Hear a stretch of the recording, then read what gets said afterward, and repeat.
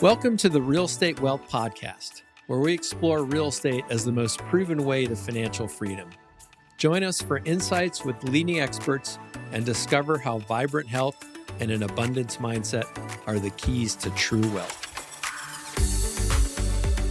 Welcome to today's episode, where we're diving deep into the future of workspaces with renowned expert Peter Capelli. Peter is the George W. Taylor Professor of Management at the Wharton School and director of Wharton's Center for Human Resources. Peter has been recognized by HR Magazine as one of the top management thinkers, and he brings a wealth of experience from his roles advising governments and organizations globally on employment policy. He's also a regular contributor to the Wall Street Journal and writes for HR Executive Magazine. Today, we're focusing on insights from Peter's book, The Future of Office, discussing how the landscape of work is evolving post-pandemic and what that means for the future. Peter, welcome to the Real Estate Wealth Podcast. Good, thank you. Is there anything I missed in the bio or anything you want to add to that? Yeah. We got you covered. I'm sure there's some stories from being a head of HR at Wharton, but we can save those for later. Well, I'm not, that is an interesting thing because I get all these vendors thinking I head human resources for the Wharton School. I don't, right? I'm just a professor. So they're trying to sell me stuff all the time. Okay, gotcha. So let's dive in. Office space has been a big topic. In fact, I was at an event yesterday, a funeral, unfortunately, but it was downtown LA. And, one of the things that we talked about at the reception was we're sitting amongst these office buildings and somebody works for a big law firm. They're like, God, the library tower, we just gave back 2 floors there. And, of course, I'm in the real estate business, so people are asking me about what I think about it. And, the landscape is changing. Yeah. It's definitely evolving. You were kind of ahead of the curve, I think, writing the book, which was now, a couple of years ago, sort of during, post, just after the pandemic or sort of at the end of it. So we can talk about sort of how it played out and what you're seeing. But I guess, in terms of lessons from remote work, I know one thing you mentioned in your book is, telecommuting had started, right, years before the pandemic. As kind of, I think some of the tech companies started with telecommuting and some other companies perhaps. Do you want to talk about sort of the evolution and where telecommuting started and then we can evolve into how that played out with the pandemic? Sure. And also why it has that weird name, telecommuting. And it started in Los Angeles where you are. And it started with smog. Is that right? Yeah, because if you're from LA, you probably certainly know the history. Smog was so bad, this pollution from car smoke before we got lead out of gas in particular, was so bad that they stopped traffic for a while, or they had, I think the rule was it was every other day or something like that. You could drive based on your license plate or something like that. Anyway, people were staying home to work. And of course, we didn't have the internet then. And so people were on the phone. So that's why they called it telecommuting, because you're on the phone trying to get your job done. And after that, we've always had some jobs where people were not in the office very much and were out with their clients and things, and consulting in particular. And so people have been studying that for a long time. In the dot-com era, Silicon Valley companies found real estate was so expensive, kind of the opposite of the concern you're talking about right now, that they tried to get people to work from home because they didn't have the office space for them. So we have been looking at this stuff for a while. And the conclusions were not that informative for the pandemic, and I'll tell you why, but they are informative for now. And the reason is these are all studies about what happened to the people who are remote when their colleagues are in the office. And everything was worse, at least about your work life. Your home life could be great. Turnover was higher, promotion rates are lower, satisfaction was lower, commitment was lower.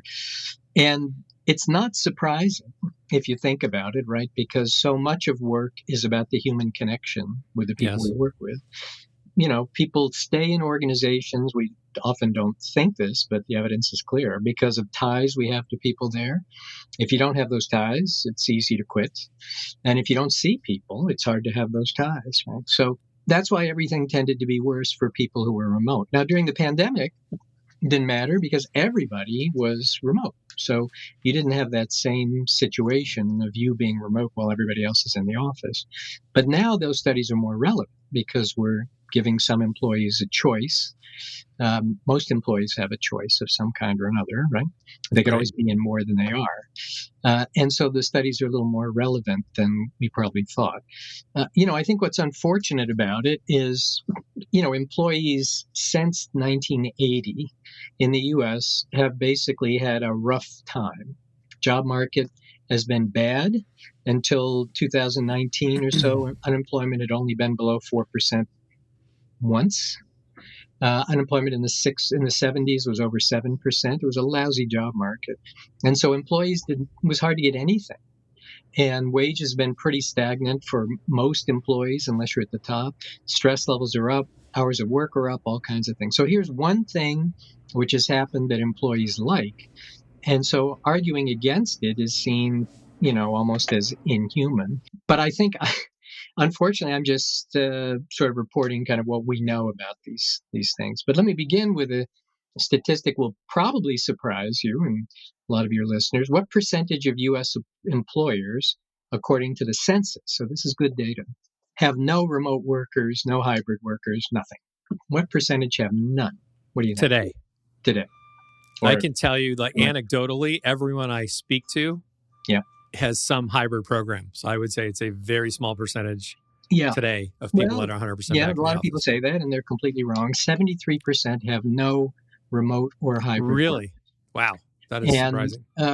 You wonder, how could that be? Because everything I hear is about blah, blah, blah. Well, the reason is a lot of employers are small. A lot of employers are not in big cities. And a lot of employers actually never went remote. Local banks, for example, were essential businesses. They didn't shut down at all.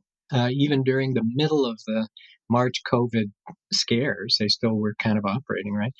So hybrid and remote work is a big city, big company phenomena. And for the world of real estate, commercial real estate in particular, commercial side, right, the big concern is in big cities. So it really does matter. But it doesn't matter to the society quite as much as we might think, given the news, right? Yeah, that's interesting. So you're saying, small town kind of businesses were really less affected, and they're back to business as usual. Yeah, that's very interesting. Much more so. Yeah. And maybe because I live in Los Angeles, I'm not hearing that because everyone I know is in some type of hybrid format.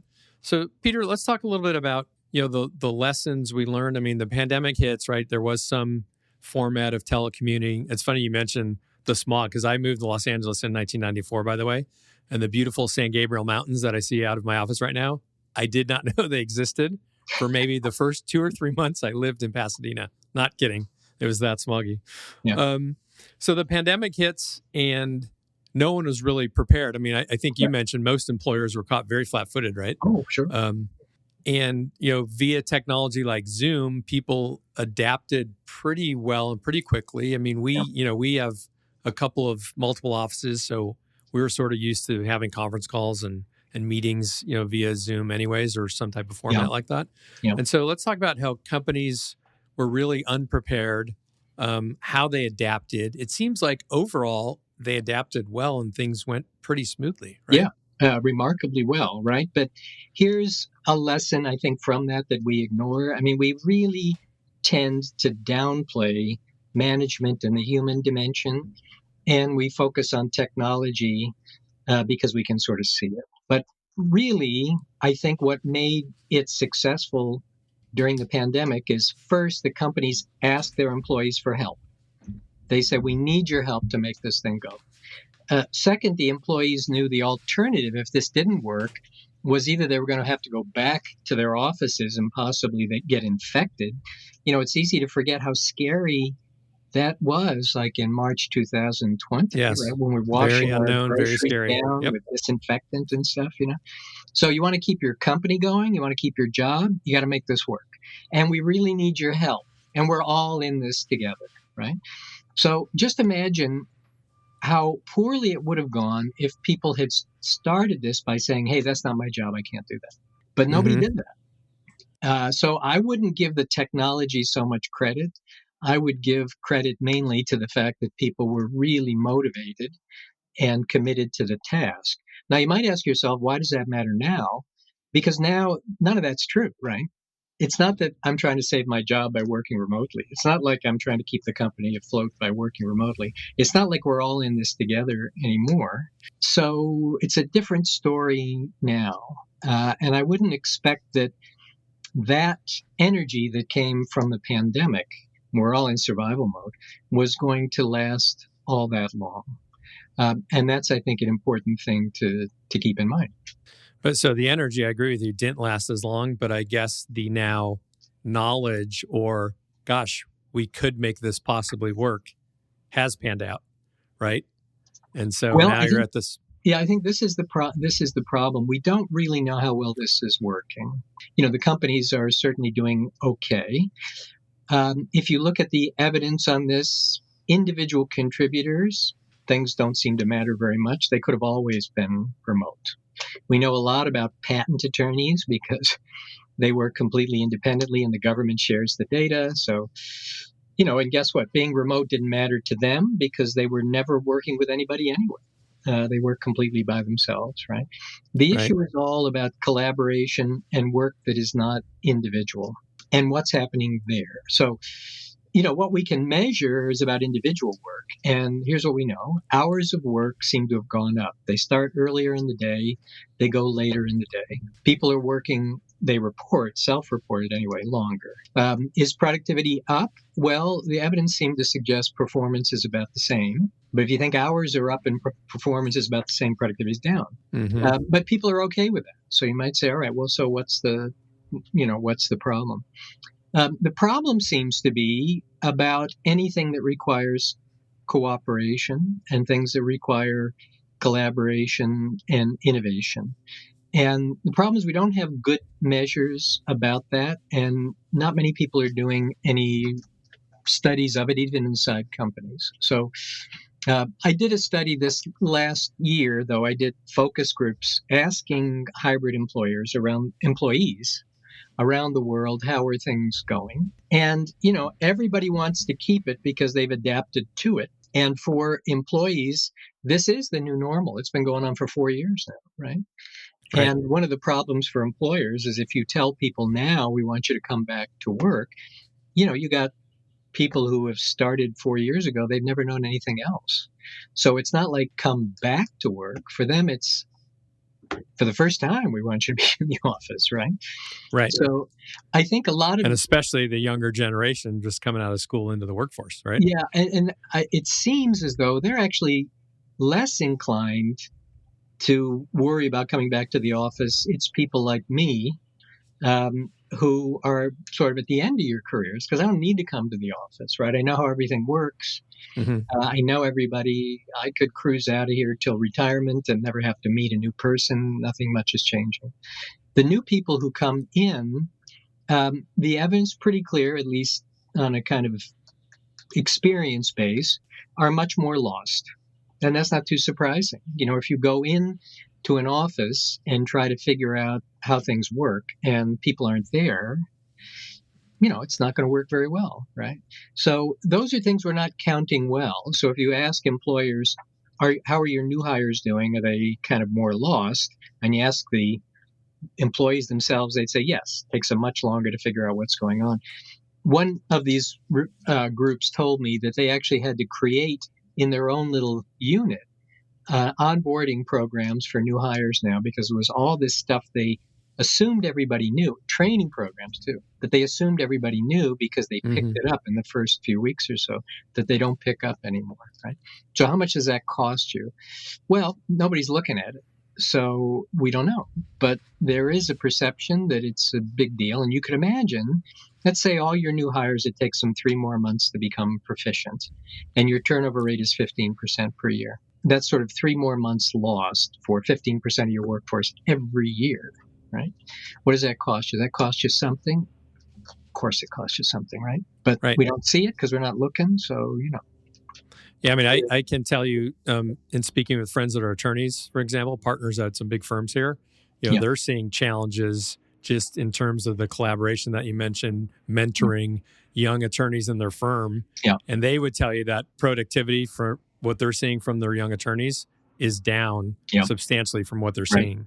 And, Yeah. they bring up points like we have to make them during a Zoom meeting turn their cameras on Yes. because a lot of them want to keep their cameras off. So one of the things we're mandating now is like, listen, you got to keep your cameras on so we can see you, right? It's very interesting. And, as an employer myself, do I love the hybrid? No, I'd rather see people in the office, but maybe I'm old school. I don't know. But most people I talk to, my peers, kind of feel the same way. But then, on the employee side, they feel very differently about it. So it's like you kind of have this push-pull that's going on. And how do you think that plays out? Right. You put your finger right on the really important issue. And this is about how are we managing this environment? And the problem is we have not managed it. We haven't even tried, most companies. So some data on this, these are surveys of employers, but only about a third of employers say that their top leadership has driven the hybrid management policies. They just push it down to the local level and they don't even have any rules about it, right? So if you're a local supervisor, let's take the obvious point, should you require that people have their cameras on? Of course you should, right? What are people doing if their cameras are off? They're not paying any attention to your meeting. Right. And that makes meetings go longer. People don't know what's going on in the meetings because they weren't paying attention. Of course you should. Why doesn't somebody do that? Well, I don't want to mandate it because my other supervisor colleagues aren't mandating it for their employees. I mean, it's just dumb, right? Yes. So, we're just not doing a good job of managing this at all. Could we do a better job? Could we make it work if we wanted?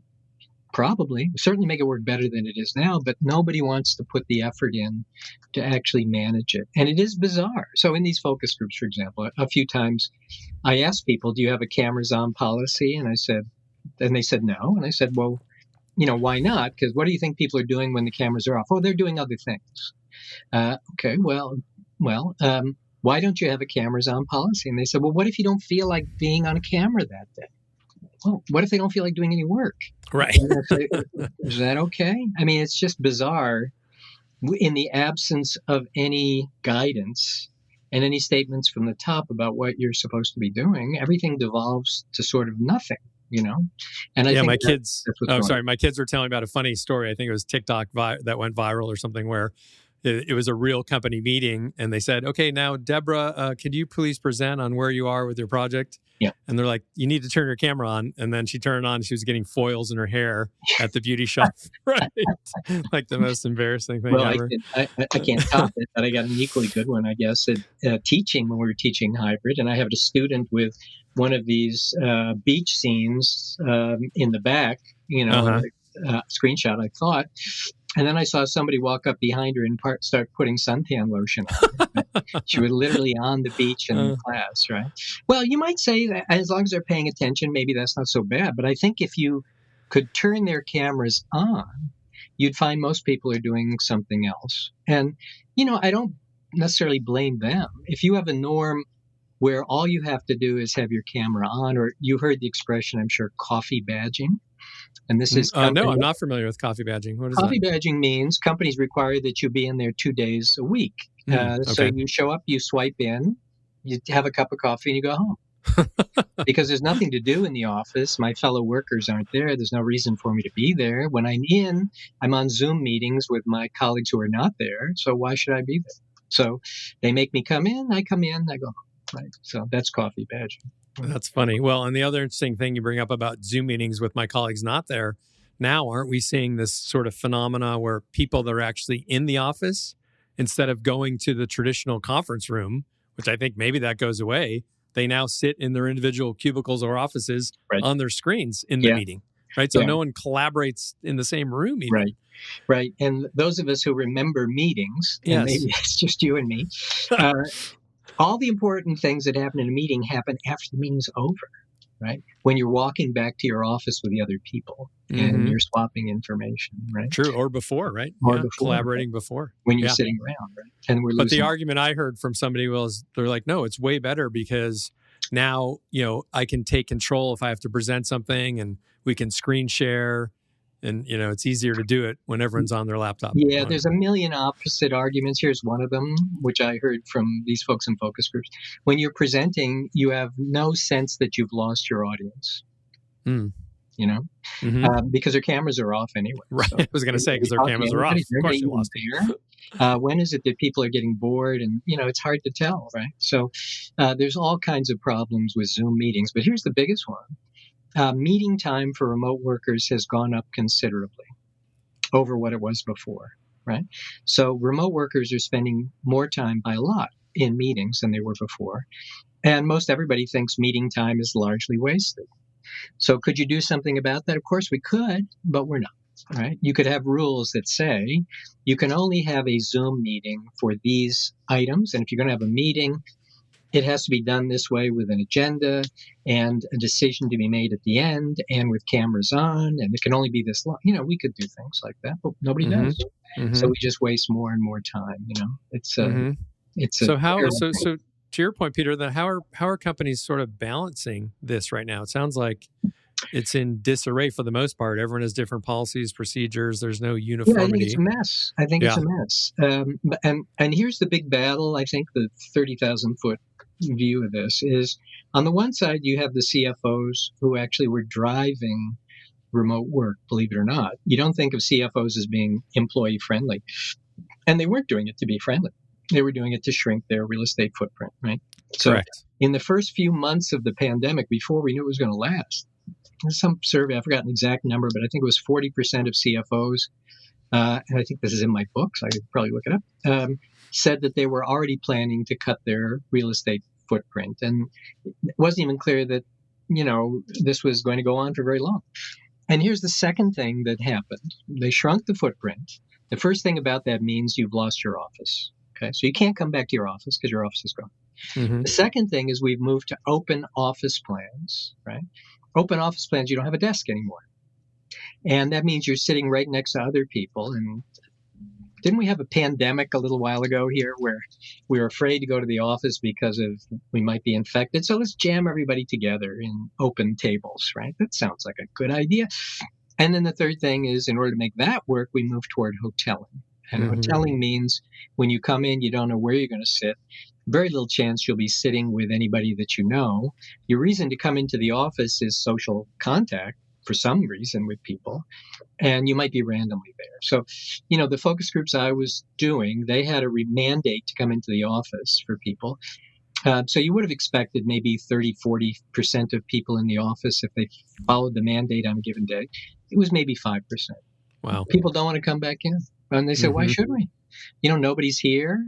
I don't have my own stuff here. My office at home is better. I'm on Zoom anyway, right? But we want you to come in. Well, why do you want us to come in? And then one more point, which I forgot to mention. During the pandemic, we started hiring people who were not co-located. So on your team, we put on some people from India because they were really good and really cheap.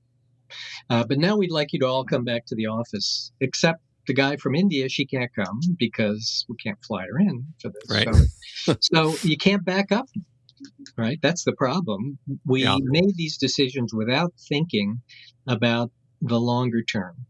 But you shrunk your footprint, you moved to these other issues, you want to get people back in the office, but you've tied your hands, so you can't do it, right? So it's a battle between the CFO view and the line managers who say, I need people here. I need collaboration. I can see what we're losing. New people don't know what they're doing. But then the CFOs have tied your hands with these other policies, so you can't get them to come back. And it is weird unless you manage it better to try to get people to come back so that they can sit together, so there's some reason to be there, so that our meetings are not necessarily all on Zoom, and that we cut down the Zoom meetings so there's a reason to be face-to-face. Right? Yeah, it's like kind of 3 C's the way I see it. Like it's cost versus collaboration and culture, right? So the CFO is like, God, we can save a lot of money here, and they are, and they're doing it, and they're giving space back and floors back, but at the expense of what does it do to our culture? How do we train younger employees? Yeah. Right? Well, you got a book title right there. Oh, that's there you go. Feel free to use it, Peter. We didn't mention culture, but absolutely that's right. I mean, you cannot have a culture of any serious kind if everybody's remote. You learn culture by observation. It's not a set of rules you pass out to people. And some of it is by word of mouth. One of the questions we asked people was about gossip. And gossip is really important information about the workplace that you learn. Like, why is Peter not here? What happened to him? We got fired for doing blah, blah, blah. That's super important for people to know. They're not going to publicize it, but word gets around. Right. Unless you're all remote, and then it never gets around. Interesting. So there's all kinds of aspects of culture that get eroded. We're not replacing them with anything. So if you think your culture was really important, it's not going to be anymore. Yeah, that's really interesting. And one thing I find fascinating too, one of my colleagues, his son graduated from college a couple of years ago, works for one of the big consulting firms, right? Yeah. And he was based in San Francisco with his roommate. And one day they decided, we want to move to New York and we'll work out of that office, which they don't work out of any office. Yeah. I think the project team leader, like you mentioned, is in India. Someone else is in Boston. They're all over the place. Yeah. And these kids literally picked up and didn't even tell their employer that they moved to New York. And the question my colleague asked his son, he's like, well, are you going to go in the New York office now? He's like, yeah, I might go check it out, Yeah. And he went in there and, no one was there, right? Yeah. Didn't kind matter. of, as you're bringing up, it didn't really matter. Yeah. No one, I think he told, I go, well, who does he report to? And they said, well, in the company, it's kind of like, there's like an HR person that now all these people sort of report to, which I thought was really interesting too. But his team leader was in India. Yeah. So, I mean, again, I find the whole thing just crazy in my mind. But these young kids coming out of college, that's what they know. So maybe, it's the new norm for them. Well, and here's, as you're saying that, I can see the labor and employment attorneys around the country's heads are exploding because your employees are governed by the laws where they're working. So as soon as your son's friends move to New York, they have different tax implications, and they're not reporting that. So they're probably getting their company in trouble, or they will if anybody. Very good point. Yep. And in New York City, you've got city wage tax you're supposed to be paying. And if you're working in New York City, you're liable for that. And there's the employment laws vary state by state. And, a lot of organizations with fiduciary obligations, it really does matter where your employees are working from. If they take off for a few months and go to Mexico and they're out of the U.S. working outside the U.S., you violate a whole bunch of other regulations, right? So it's much harder than we think. We just haven't been paying attention to it. But maybe your listeners now will go bother their general counsels and watch their general counsels' heads explode on them when they find this stuff out. Right? Yeah, that is an interesting point. And from an employer standpoint, I mean, what happens with things like vacation days that we accrue, right? Yeah. Sick days that we accrue, like are those? Yeah, because I'm hearing of some companies just eliminating sick time and vacation time if their employees are 100% remote. As sort of a trade-off. And again, from the CFO standpoint, right, he's happy because he's not accruing this expense. Right. Well, that's a great point. So I've written a book about that sort of stuff, the weirdness of financial accounting, where you suddenly save a ton of money if you move from accrued vacation time to unlimited vacation time because you lose the accrued liability from that stuff, right? Correct. So that's one of the reasons they're doing it. But, I think what you're might be seeing in those companies is this is the stick to try to drive people back into the office. If you want to go move to Aspen, that's fine, but we're going to make you pay. Silicon Valley companies started that early on, maybe a year into the pandemic, because they told everybody they could work remotely and then they wanted to walk it back. And they thought everybody was going to do it and they had to do it to compete. And then they realized maybe not everybody's doing it. So they're starting to walk it back. And the way they did it was to tell people, we're going to base your pay on the wages where you were living, believing that no place was more expensive than Silicon Valley, right? So if you told them, I'm going to Hong Kong, they're not going to give you a pay raise, right? But they just started telling them, and I think the figure was typically 20%. We're going to cut your pay 20% if you're going to relocate. If you're moving to Dallas or something. Anywhere. They started anywhere, right? Wow, interesting. which is a way to try to walk it back, right? Mm-hmm. Yeah, I remember reading that in your book, which I thought was very interesting too, as a way to walk it back. Because Right? people are like, well, I can live anywhere now. They're like, okay, great. But it's not as expensive right, Oh, in yeah. Nashville as it is in San Francisco. So here you Sure. go. Absolutely. Yeah. But I think, at least I can tell you that I asked my students a few years ago, it was quite depressing, I suppose you might say, do you believe anything the employers are telling you about their jobs? And they said, no, we don't believe anything they're telling us, right? Really? And here you go, right? They told you could live anywhere, and now they're pulling it back. I think anybody who literally moved someplace relying on the fact that their employer was going to allow them to keep working remotely, wow, that's a hell of a bet, right? Because even if the employer doesn't change your practices, people get laid off all the time. And one of the other things we know, far easier to lay off people who you don't see. Right.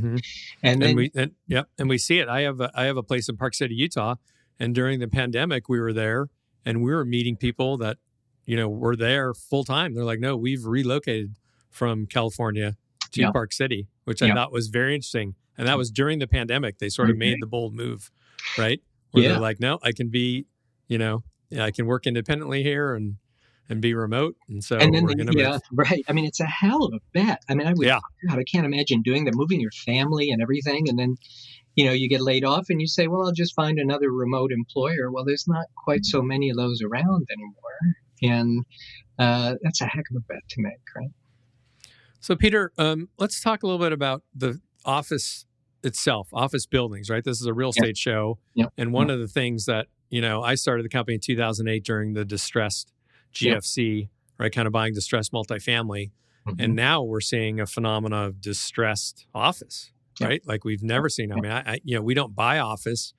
I own a couple of buildings, the building I'm sitting in now, and we own a building in Phoenix, but we're the tenant of those buildings, right? So I feel pretty good about that. Yeah. Well, I feel pretty good. I mean, we're the tenant, so I think we're okay for now. But I look at, like we mentioned, the high rises, downtown LA, et cetera.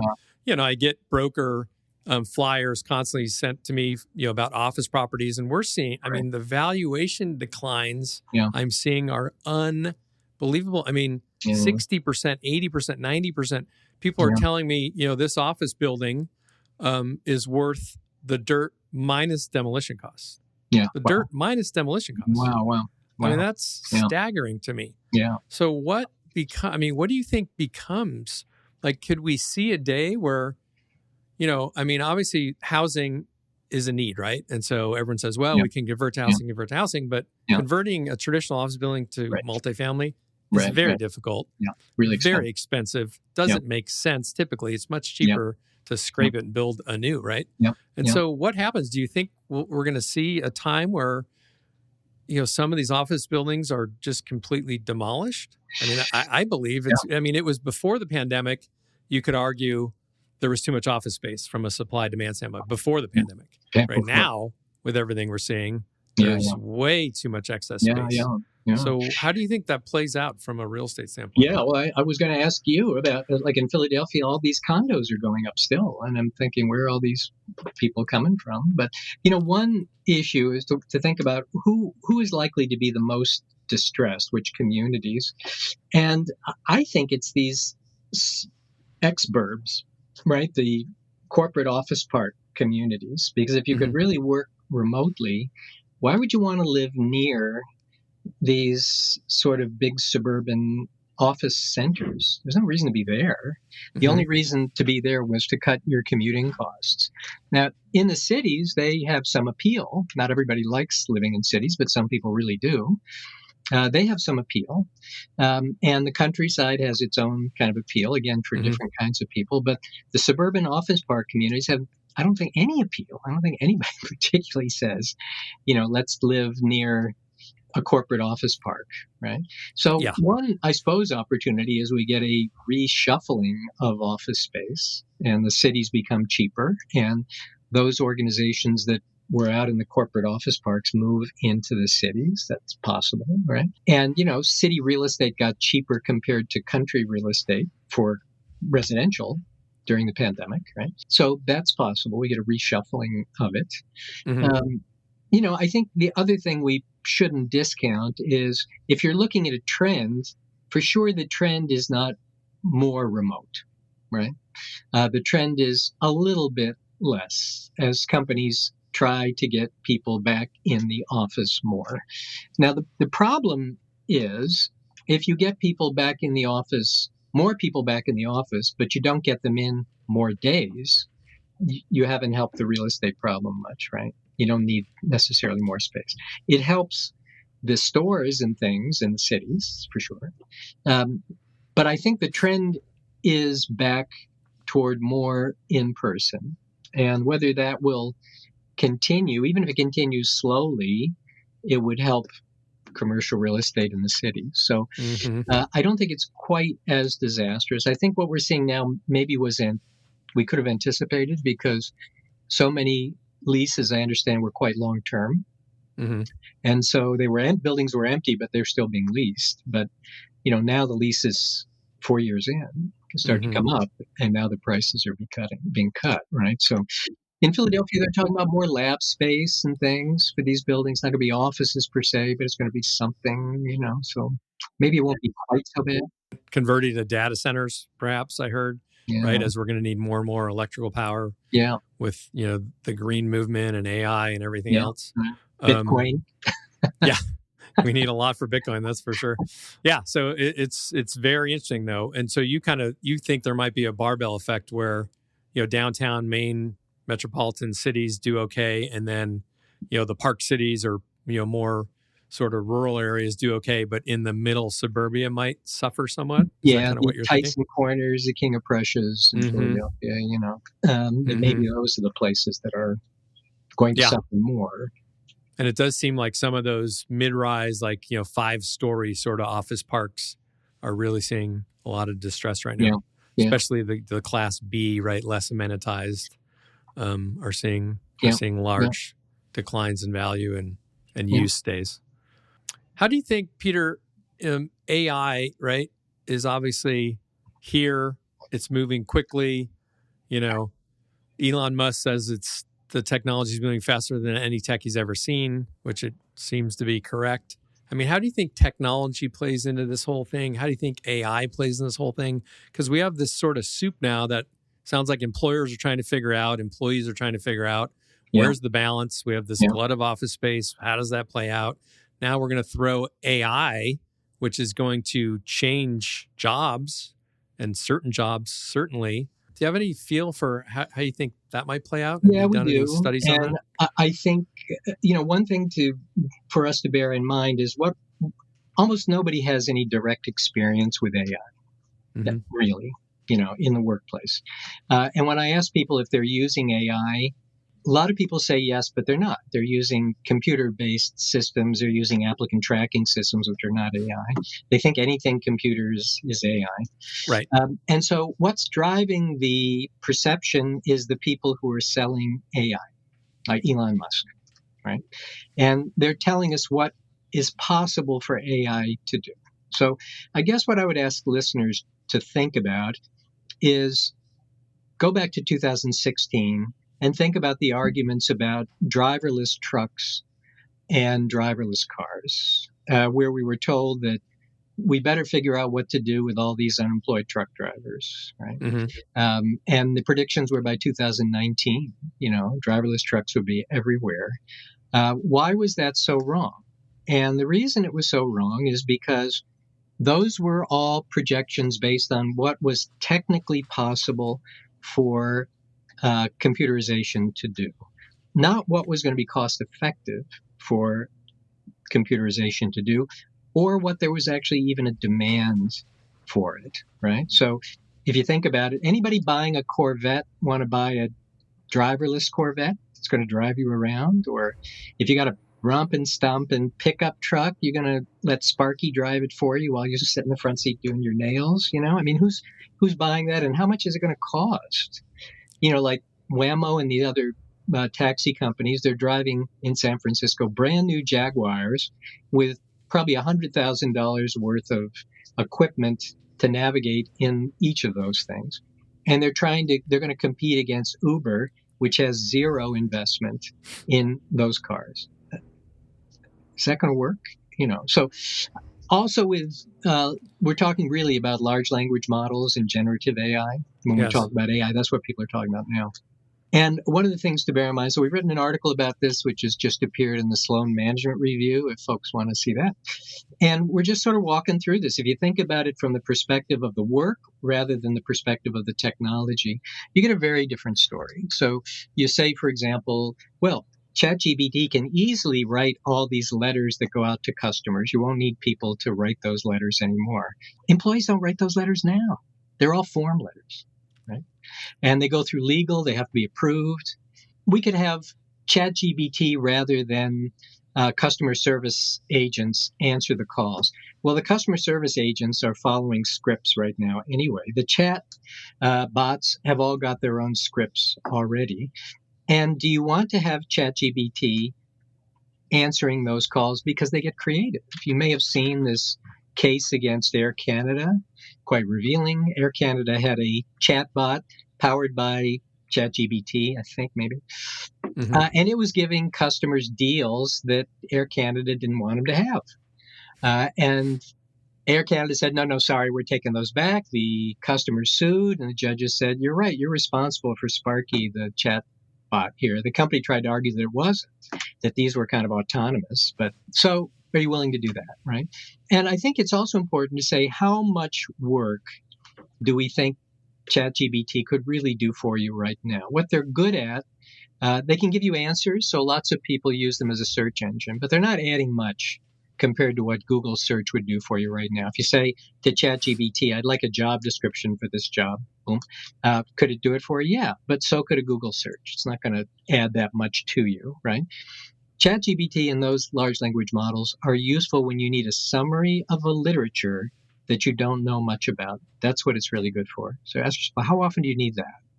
And then if the answer is a lot, you have the next question is, how can I tell whether this summary I've got is realistic or crazy?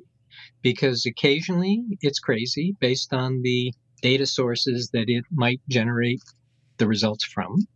Yes. And then the third thing you have to worry about is every time you ask even ChatGPT the same prompt, you're going to get a slightly different answer. And if I don't like the answer that you got when you did the report for the company, I go to a different large language model, put the same prompt in, I'm going to get a different answer. And sometimes those answers are quite different. And sometimes they're meaningfully different. So if you're the boss and you got 4 people reporting to you on a project, and they generate 4 separate reports from their large language model on what we should do, they all go to you. What are you going to do? How are you going to sort them out? Well, it's impossible at present, even for the people who write them, to know exactly why those answers are different. So is that helpful, or does it generate a lot of work? I think our conclusion is lots of places where they're going to be helpful, but not many places where they're actually eliminating individual jobs. So even in computer programming, the evidence is that programmers only spend about 30% of their time programming. The rest of it's administration, talking to other people, that sort of stuff. And when you allow code to be pulled up by large language models, it helps initially, apparently, so people have studied this, but it also generates more work because there's more problems you have to clean up afterwards. So it doesn't eliminate programming jobs. Right? So it's a useful thing. It's going to be helpful in lots of places, but it's hard to see it eliminating very many jobs. If you look at machine learning and algorithms that are based on it, lots of cool things that could do. So far, it hasn't been used much at all because it's super expensive to generate, right? So if we just ask the question, what could it do? You get really exotic answers. But that's not the question most of us care about. What we care about is what's cost effective to do and what is sensible for us to turn over to them, right? And then the answers are always much more modest. Right. And I mean, I think you bring up good points. And I think, like a ChatGPT, I mean, they're in their infancy stages, right? So how is that different 6 months from now, 6 years from now? Time will tell. They're going to get a lot better, right? Yeah, We know. But the thing is, the breakthrough there came from the ability to do what machine learning did to data to text. And that's the big breakthrough. And could they get cleaner at that, they could. But we're going to need a different kind of breakthrough, I think, to take it to a level that we don't recognize now.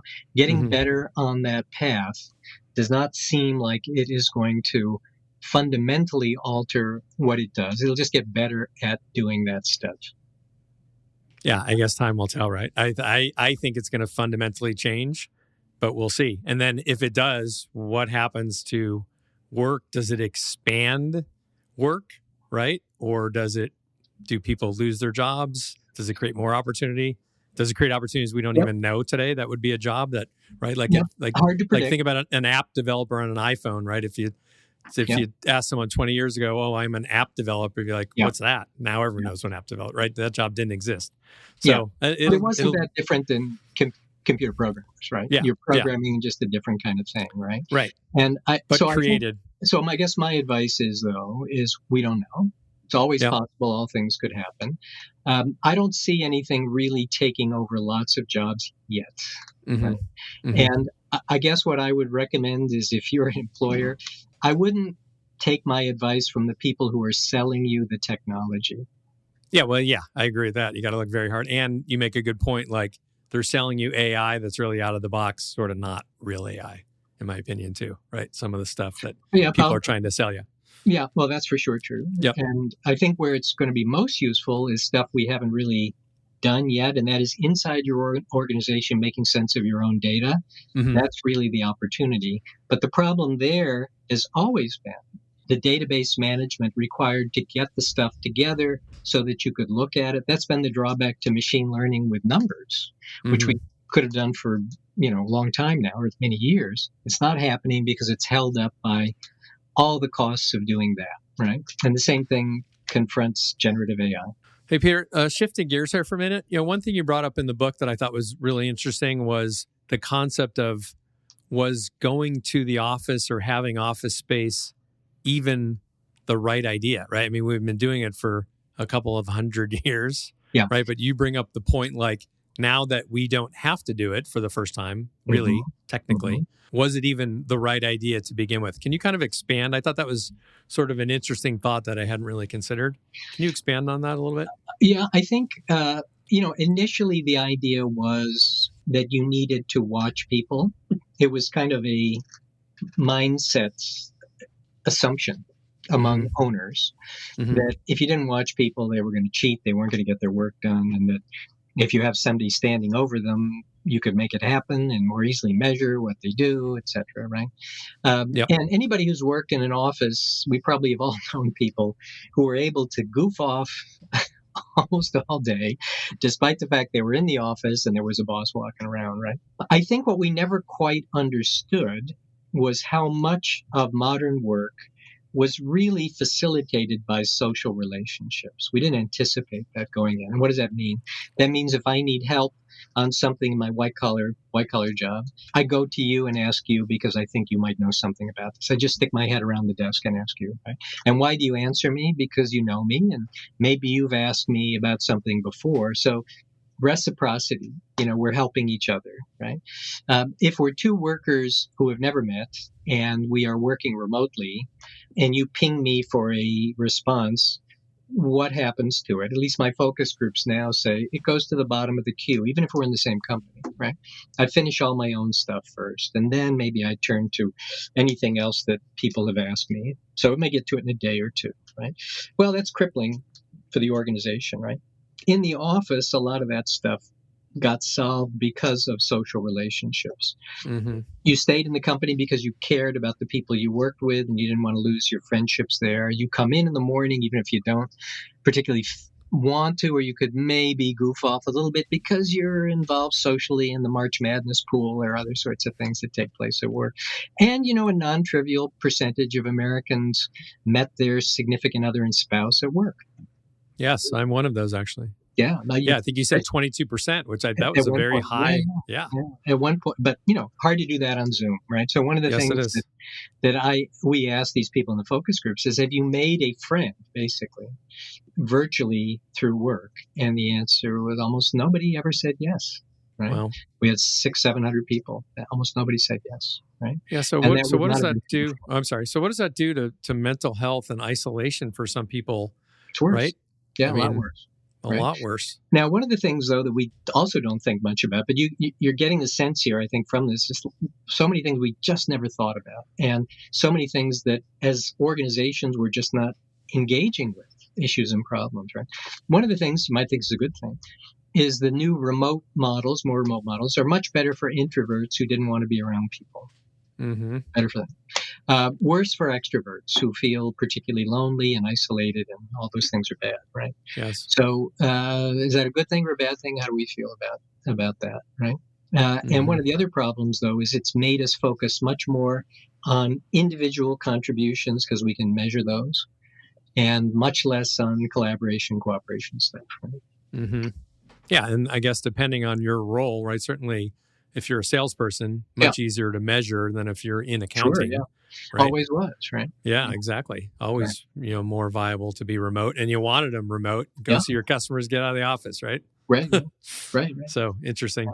So the traditional 9 to 5 seems to be really kind of a gray area to me right now. I feel like there's sort of a soft shutting down Mm, Friday. Seems like it's harder to get a hold of people Friday afternoons, right? We're yeah, almost moving yeah, yeah, towards an invisible 4-day work yeah, week yeah. because of remote. So I guess, Peter, if you had a crystal ball or just sort of looking towards the future, like how do you see all this playing out in, by like 2030? Like what do you think the workday is going to look like and office space in general? Yeah, What right. happens? Well, I think the variable that we never talk about, but it is the fundamental one, is how tight is the labor market, right? Mm-hmm.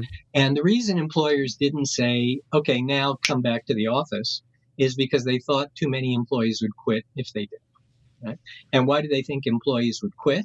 It has nothing to do with what employees want. It has to do with their ability to quit and make it actionable, right? If you said, when we began our careers just more than a few years ago, um, would we have liked a 4-day work week? Of course. It's not something that just this generation wants. It's Right. that if you had said, I'd like to work 4 days, your boss would have said, how about you work no days? I mean, you would have got, just don't work at all. Go home. Yes. You're fired, right? And what's different now is the ability of employees to push back more, and even at the very top of the house, they can't miss that people are threatening to quit. Right? That's, I think, the big thing to look at is that if the labor market continues to be tight, and I'm kind of betting that it will. I mean, these are really hard things to bet on. But if we think it will, then you're going to see hybrid continue and maybe even more flexibility around things that employees feel they want. If it suddenly goes soft, we have a recession, it's going to go pretty quickly back to how high would you like me to jump, boss? We've seen this over and over and over and over, and I'm almost sure it would happen again. I can't see why not. So I think Right. that's the big thing. Is the labor market going to stay tight? If it does, more employee power, Leverage. Right. and leverage. Yep. And it is interesting to see though, that besides hybrid work, nothing else seems to have gotten better for employees. Hours of work are up, stress is up, pay is no longer up. It was up just a little bit, mainly for blue collar workers at the beginning of the pandemic. The one thing they've gotten is hybrid. So that's another problem for employers, is that you're squeezing employees on all these dimensions. And if you want to squeeze them on hybrid and remote work at the same time, that's a lot to ask. So back to my question about the office, what does it look like in 2030? Any crystal ball predictions there? Yeah, I'm just so lousy at this stuff, but here's the best description of predictions, the best predictor of predictions. The past sort of looks like the present, only a little more so, and that means whatever is happening now is probably the way to bet going forward. And I guess what it looks to me like going forward, at least in the foreseeable future, the next couple of years, is slightly more return to the office. So that's what I guess what I would bet. So your bias is slightly more return, right? Because I sort of feel like it might be going the other way. Yeah. And the only reason I bet that is I don't see it now, right? Mm-hmm. I see slightly more return now. So that's my bet as to what it'll look like in a few years. Mm-hmm. Okay. Well, time will tell, right? Yeah. As the old Chinese proverb says, may you live in interesting times, Yeah, which I true. think we are living in It's true. very Super different. interesting Super times different. right now. Yeah. Well, I think we can wrap here, Peter. So I want to thank you again for your time today. It's such a pertinent and fascinating conversation to me, Thank right? you. As we're sort of living through this new world and this new working order, and just seeing sort of how things played out through the pandemic and how they may play out in the future to me is very, very interesting. And especially when you factor in, some of the changes we talked about in technology, et cetera, and the push-pull with employer versus employee and kind of where that settles out, right, is going to be really, really interesting. And I hope you're right. I mean, for me, I hope there is more of a return to the office, quite honestly, because I do think there is something from a human standpoint to have, right? We're social animals, and to have that collaboration and be able to pull a colleague aside, walk in their office with a great idea, like you lose a lot of that. And I think it's really important. Hey, Peter, one more thing. How can folks find you or get a hold of you and find more about your work if they want Well, to? the good thing about being named Capelli, Cappelli, there's not a million of us. So if you look at Peter Capelli, you'll find me probably in all kinds of places. Okay, terrific. All right, Peter. Good. Thanks again. Take care. I hope today's show inspired you just a little bit, and I would like to thank my guests once again. I'm excited to bring you more episodes with interesting and informative experts to help you navigate your way to wealth and health. Thanks for listening to the Real Estate Wealth Podcast. The Real Estate Wealth Podcast is produced by Truthwork Media. Our producer is Seth Creekmore, with support from McKenna Smith. For show notes and more information about this podcast, visit edaloe.com. For more information about CalCap Advisors, visit us at calcap.com or follow us on Twitter at CalCap Advisors. I'm your host, Ed Aloe, and thank you for listening.